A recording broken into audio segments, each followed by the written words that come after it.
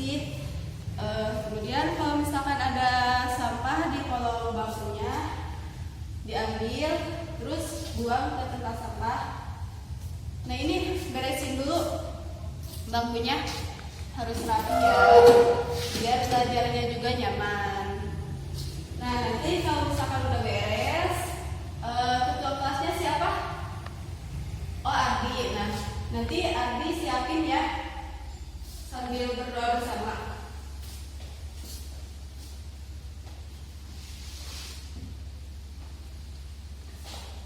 Ya, berdoa bersama dulu. Alhamdulillah. Sambil dibuka aja. Bismillahirrahmanirrahim.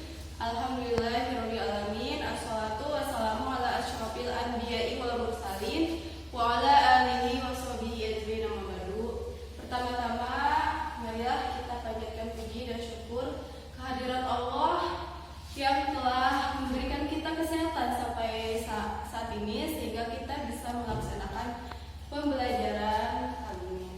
Sholawat serta salam semoga tetap tercurah limpahkan kepada Habibana wa Nabiyana wa Maulana Muhammad sallallahu alaihi wasallam. Oke, sambil kita menunggu masuk ke materi, Ibu absen dulu ya. Bentar. Ayuning Tias hadir. Azmi Nurija hadir. Aditya hadir. Hana Fauzia hadir. Berarti untuk pertemuan sekarang hadir semua. Alhamdulillah. Oke, kita masuk ke materi. Nah, tapi sebelum ke materi, Ibu pengen tahu dulu, ada yang masih ingat pada pertemuan kemarin itu kita membahas apa? Coba Adik, kamu masih ingat ya kemarin itu kita membahas apa? Nah, iya, jadi kemarin itu kita membahas iman kepada Rasul Allah. Nah, bagaimana sih caranya beriman kepada Rasul Allah itu? Nah, yang pertama dengan mengikuti ajarannya, karena Rasul itu utusan Allah. Nah, kita itu harus mengikuti perintahnya. Kemudian yang kedua ada tidak membeda-bedakan Rasul, karena pada hakikatnya Rasul itu sama. Yang ketiga itu ada taat dan patuh terhadap perintah Rasul. Dan yang terakhir, kita itu harus meneladani semua perilaku Rasul. Nah, itu untuk pertemuan yang kemarin itu tentang iman kepada Rasul Allah. Baik, untuk sekarang kita akan masuk ke materi yaitu yaitu malaikat selalu bersamaku. Oke, sebelum sampai ke materi yang akan disampaikan, coba Ibu pengen dengar dulu siapa yang tahu apa itu arti malaikat selalu bersamaku. Coba ayo. Nah, ya, jadi iman kepada malaikat itu kita itu harus yakin dengan sepenuh hati, dengan setulus hati kita bahwa malaikat itu utusan Allah atau makhluk Allah yang diciptakan dari cahaya atau nur yang diberi tugas oleh Allah Subhanahu wa taala.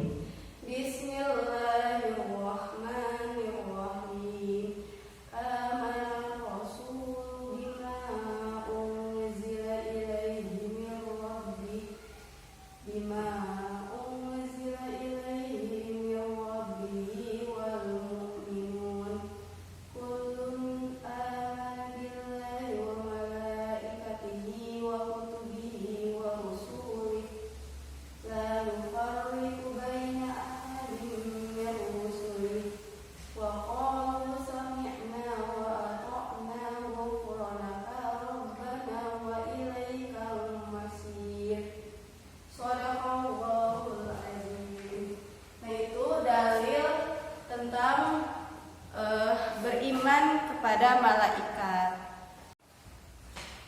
Nah, mangga sekarang kalian lihat dulu bukunya, terus dibaca, dihayati ayatnya beserta isi kandungannya. Nah, hafalkan ya. Setelah itu nanti ke depan seorang-seorang.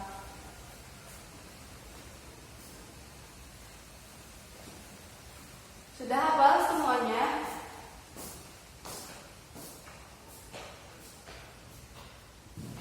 Ya. Coba Azmi maju ke depan.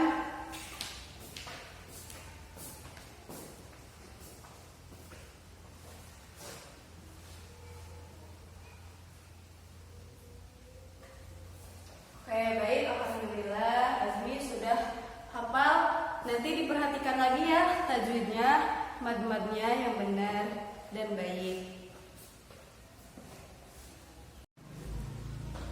Penciptaan malaikat. Malaikat itu makhluk Allah yang diciptakan dari cahaya atau nur dan memiliki sayap, sehingga tidak ada lagi yang meragukannya ya. Jadi kan tadi sudah disebutkan dalam dalilnya, surat Al-Baqarah ayat 285. Terus ada berapa sih jumlah malaikat itu? Ya, jadi jumlah malaikat itu yang wajib kita ketahui itu ada 10 malaikat. Yang pertama, malaikat Jibril. Malaikat Jibril itu diberi tugas oleh Allah Subhanahu wa taala untuk menyampaikan wahyu kepada manusia. Kemudian yang kedua itu malaikat Mikail. Jibril, Mikail, Israfil, Ijrail, Munkar, Nakir, Raqib, Atid, Malik, Ridwan. Tugas-tugasnya ada, pasti udah pada tahu ya. Kalian kan pintar-pintar, alhamdulillah. Nah, coba nanti kalian sekarang tulis nama-nama malaikat beserta tugasnya. Pakai karton ya, pakai karton. Terus gimana aja gambarnya sekreatif kalian. Terus ibu kasih waktu 5 menit saja, 5 menit juga cukup kan? Ya, mangga silakan dikerjakan.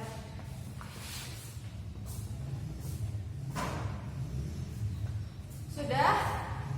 Alhamdulillah. Coba ibu lihat. Nah ya, jadi malaikat itu jumlahnya ada 10. Dan setiap malaikat itu diberi tugas masing-masing oleh Allah Subhanahu wa taala. Malaikat yang pertama itu malaikat Jibril. Nah, malaikat Jibril itu diberi tugas oleh Allah Subhanahu wa taala untuk menyampaikan wahyu kepada manusia. Yang kedua ada malaikat Mikail. Malaikat Mikail itu diberi tugas untuk mengatur apa sih? Mengatur semua perintah dari Allah, misalkan mengatur turunnya hujan, mengatur rezeki, serta lain-lain. Kemudian malaikat yang ketiga adalah malaikat Israfil. Malaikat Israfil itu tugasnya untuk meniup sangkakala pada hari kiamat nanti. Kemudian ada malaikat Ijrail. Nah, malaikat Ijrail ini tugasnya untuk mencabut nyawa. Bukan hanya manusia saja, tetapi nyawa malaikat Ijrail juga ia cabut. Kemudian ada malaikat Munkar dan Nakir. Nah, Munkar Nakir itu menguji iman seseorang yang sudah mati di alam kubur. Jadi menanyakan apa saja tentang Allah. Marobuka, jawabnya ya. Kemudian ada Raqib Atid. Nah, Raqib Atid itu malaikat yang diberi tugas oleh Allah Subhanahu wa taala untuk mencatat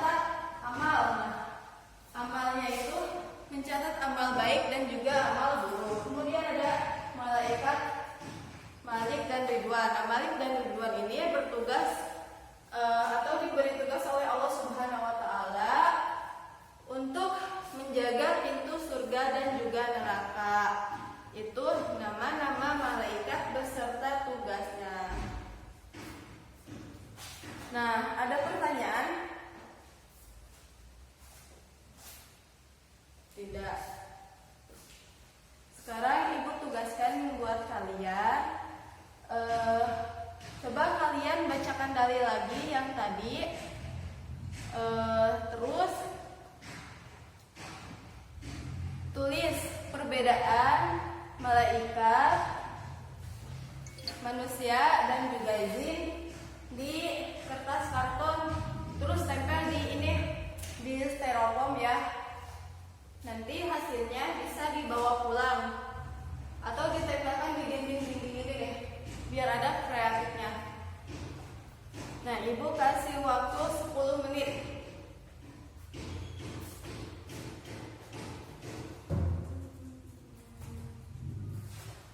Sudah beres? Ya, baik. Alhamdulillah. Coba mana yang siap? Oke, baik. Alhamdulillah, sangat kreatif sekali ya. Teman-teman Ibu sangat kreatif, inovatif, dan juga cantik-cantik, dan juga ganteng-ganteng. Alhamdulillah, kita sudah berada di penghujung pembelajaran kali ini. Sebelum kita tutup materi sekarang, nah, Ibu akan memberikan kesimpulan dulu. Jadi, anak-anakku, iman pada Rasulullah itu meyakini dengan sepenuh hati bahwa malaikat itu adalah makhluk Allah yang diutus dan diberi tugas. Kemudian malaikat itu ada di rukun iman ya, rukun iman yang kedua. Nah, tadi hukum beriman kepada malaikat itu hukumnya fardu ain. Sudah ada di dalilnya, yaitu surat Al-Baqarah ayat 285 serta surat An-Nisa ayat 136, dan juga ada di hadis yang sudah diriwayatkan oleh Nabi Muhammad SAW. Iman kepada malaikat itu memiliki hikmah. Di antaranya meningkatkan iman dan takwa kepada Allah Subhanahu wa taala, mendorong manusia untuk berhati-hati dan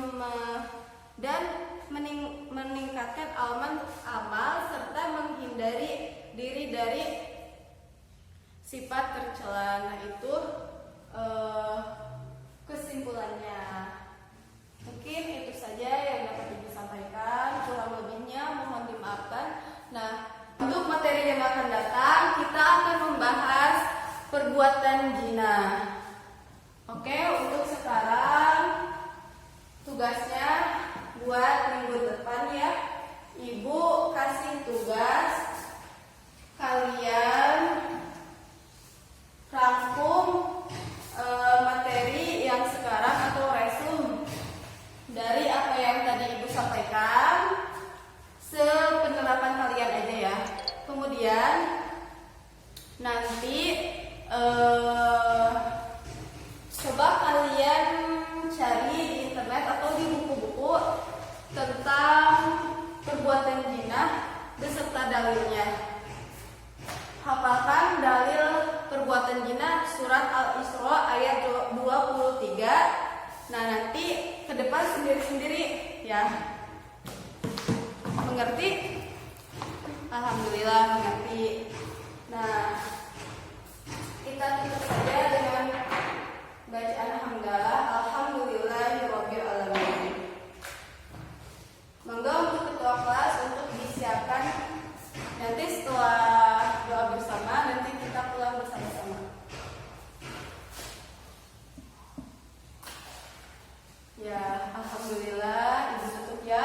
Terima kasih untuk hari ini. Wassalamualaikum warahmatullahi wabarakatuh.